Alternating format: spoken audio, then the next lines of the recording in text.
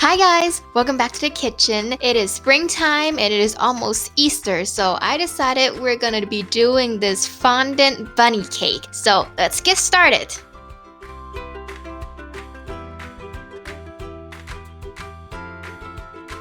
Okay, so first I'll be showing you guys how to make the fondant and the gum paste, that way parts of the bunny, because these things takes a while to dry.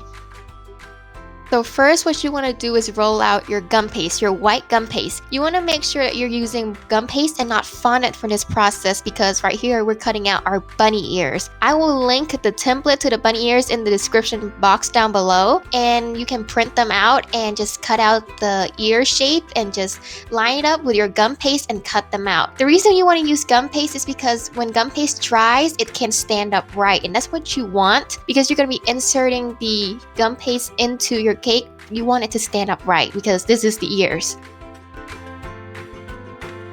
When you are done cutting out the white part, I'm just going back with scissors and just cut away all the white paper and leave the pink inner ear, and just do the same thing with some pink gum paste and just tracing along with a knife and cut out the shape of the inner ear.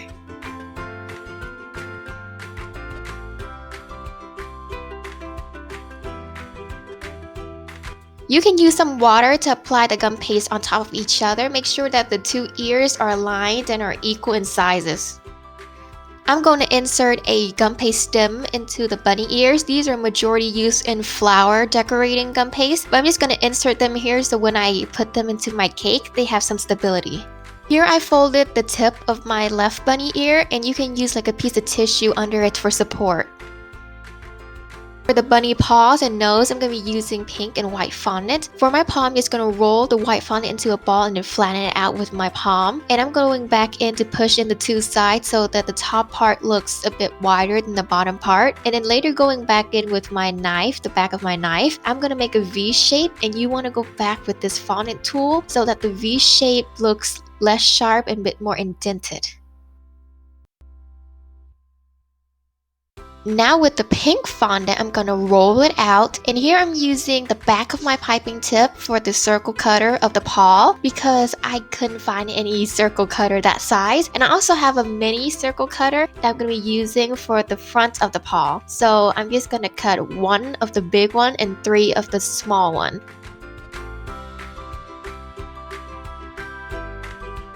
Put the biggest circle at the bottom for base, and then line the smaller circle into the column that we made with the knife.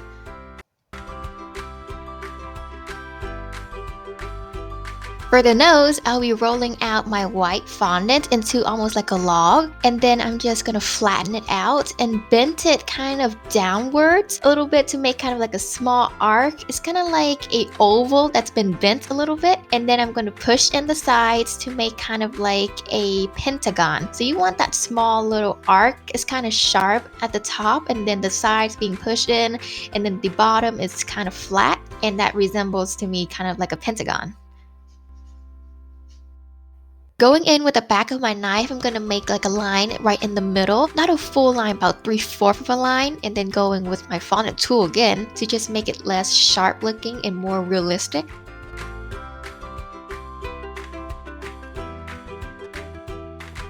Now I'm going to make the center of the nose using the pink fondant. So I'm just going to roll it out, and with a heart fondant cutout, I'm just going to cut out a small pink heart to go on top of the nose.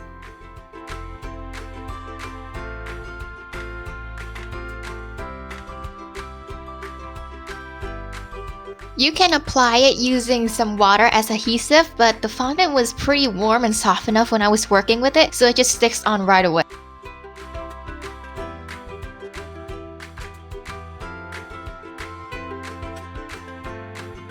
Lastly, we'll be making the eyes for our bunny cake. I'm just going to stick to the very iconic unicorn eyes.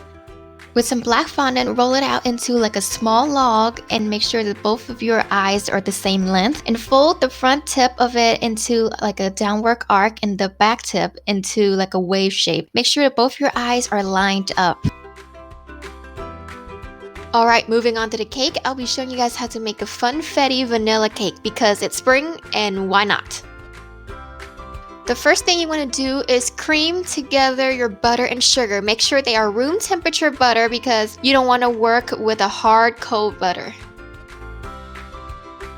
It'll be kind of hard to actually mix the butter in the beginning, but as soon as you add in the sugar, everything would just come together because the sugar is like a sand and it's just repelling all the stickiness of the butter. So you can just use the sugar as like a way to kind of just whip up the butter and add kind of volume to it.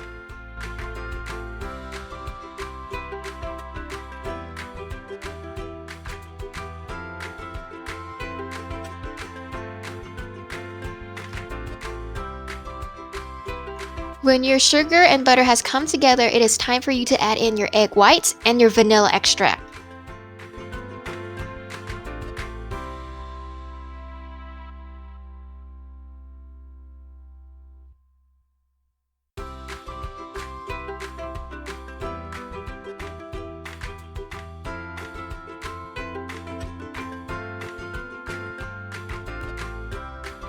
When you are finished combining all your other wet ingredient with your butter and sugar, you can add in your sour cream.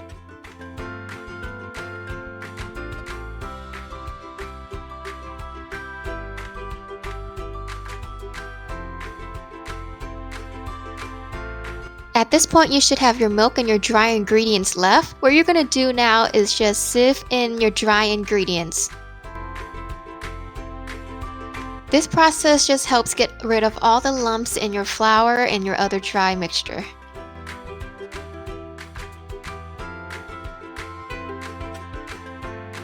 Using a whisk, mix together your flour and your butter mixture. It will get kind of dry and hard to work through, but that's okay because you'll be streaming in your milk. Now you want to mix well until your batter is completely lump-free and smooth.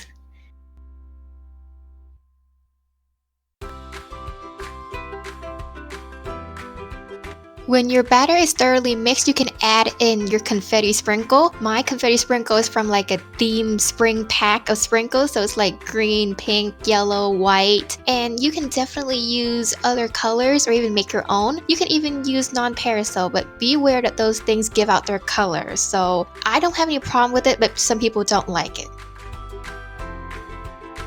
Now pour your cake batter into your prepared pans. I'm using a 6-inch pan. This recipe is good for 3 6-inch or 2 8-inch. As you can see, I'm only baking 2 pans because I don't have a third 6-inch pan, so I have to go back and do another one. You're going to be baking these at 350 degrees for about 25 through 30 minutes. After the cake is out of the oven, I like to let them cool for a while before I take them out of their pan, and I also like to just shave the top off just to get like an even layer cake. So with your kitchen knife, you're just going to cut the top part of your cake off. Make sure to rotate the cake as you cut into it so it will be an even layer.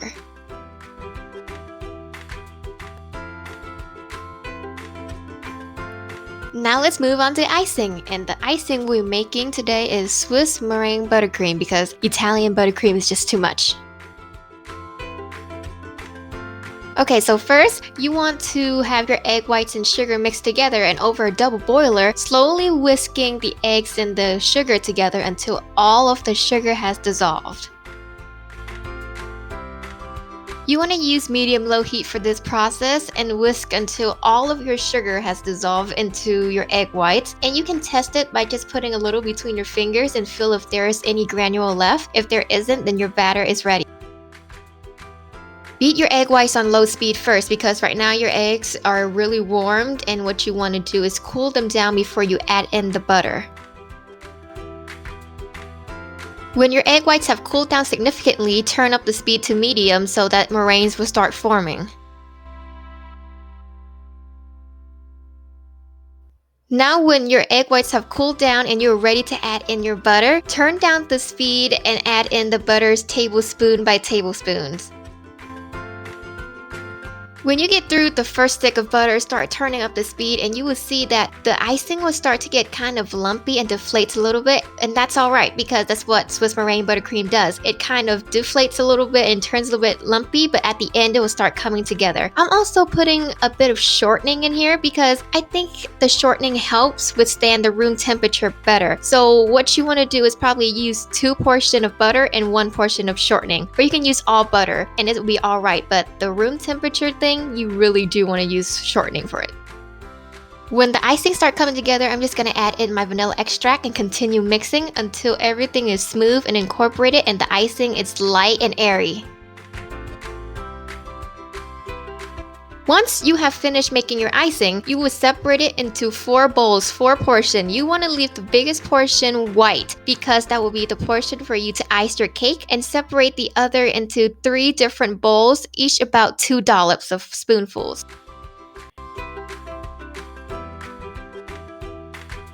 So next you'll be coloring your icing, and the color I have picked out is pink, purple, and teal. So the teal color, I just mixed together green and blue. I actually have unintentionally picked out the mermaid palette color, but that's alright.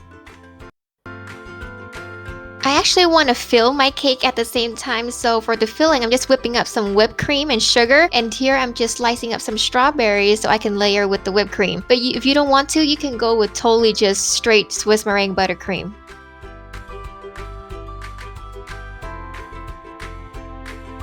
Finally, after all that preparation, we can start assembling the cake. So first, what you want to do is to actually fill your cake with either icing or filling. Here I'm using my whipped cream and strawberries, but you can definitely just put inside of it your Swiss meringue buttercream.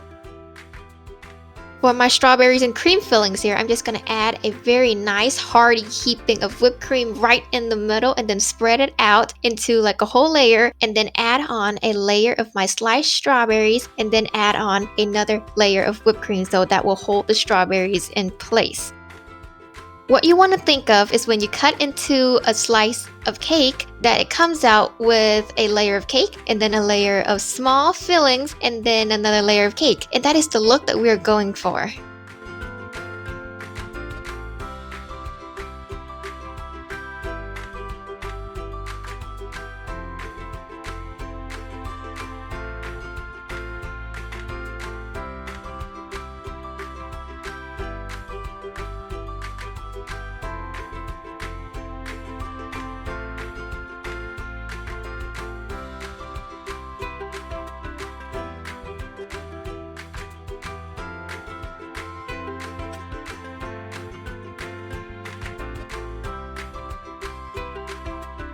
It is okay that when you are doing your filling that it goes over the edge. It is totally alright because it will become a part of the crumb coat later, and it will just become a part of the cake, so there's no need to fret about it.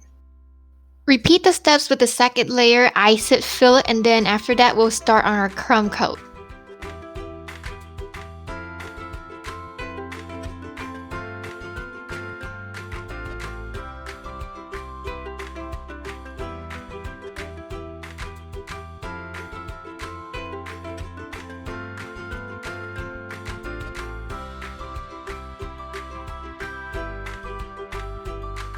When you are finished filling your cake and that it is iced and filled in the middle evenly, you will start to put on your third layer of cake. What you will do is you will flip the layer of cake upside down, and that the base should be on the top. So that will create an even layer on top.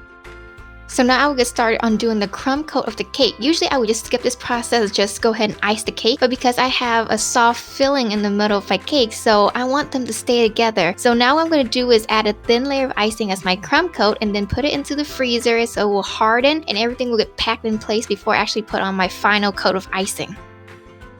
After the cake has been chilling in the freezer for about 15 minutes and everything is packed and hard in place, I will start applying my last coat of icing. I applied a very light coat because I don't like much frosting, so everything is a light coat for me. And I go back with a icing scraper and just start smoothing out the sides and everything else. You should end up with a pretty nicely iced cake, but if you don't, we're just going to start decorating to cover it up. So with my teal icing, I'm using the tip 2D. This is a Wilton tip. I'm going to be piping from the backside of my cake. So choose the backside of your cake. I'm going to be piping 3 rosettes, 3 teal rosettes. So 2 bigger rosettes on the 2 side, and then 1 small rosette on the backside, making almost like a triangle. Now going back with my pink frosting, this is also the 2D tip. I'm just gonna pipe alongside of the rosettes because what I'm thinking in my mind is that a bunny, this is probably my cartoon reference, will have like a small ponytail. So right there you have that ponytail that made by the rosette, the small pink rosettes right on the edge. Now going in with my purple icing, this is the 1M tip. I'm just gonna pipe alongside of the ponytail, the back swirl, and to make the hair of the bunny look kind of fluffy and spiky at the same time. And then right at the center of the cake, I'm gonna pipe a small pink rosette to make like that swirl on the bunny top. This is a cartoon reference again. And then going back in and filling in the cake and the gaps with the rosettes and then the stars, making by different color icing. After that, we're finished with the bunny hair, and then we can start inserting the bunny ears into the cake. What you want to do is just insert it in and then going in, making sure the fondant actually go through into the cake and plant itself evenly in there. And then I just go back with the eyes, and with the icing, it sticks very easily on there. Just make sure that everything is lined up evenly. And now we're going to be moving on to the nose and the paws. So the nose and the paws, I'm going to be inserting toothpick into it. Each of them I'm going to insert 2 toothpicks so that when I insert them into the cake, they will stay, because fondant on fondant is easier than fondant on icing.